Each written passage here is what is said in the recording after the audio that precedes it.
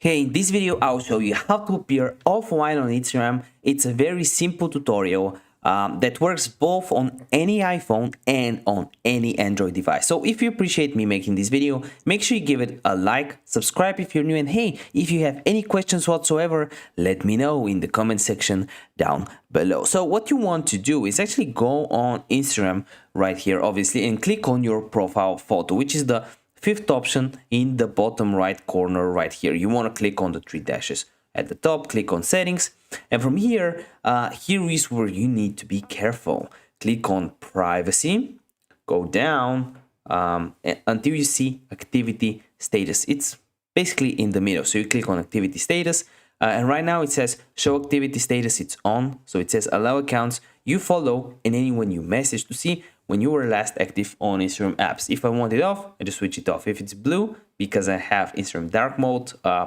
it will be blue. Maybe it's green for you if you have the light mode. If this video helped you out, you know what to do. Give me a like. I want to see you in the next one.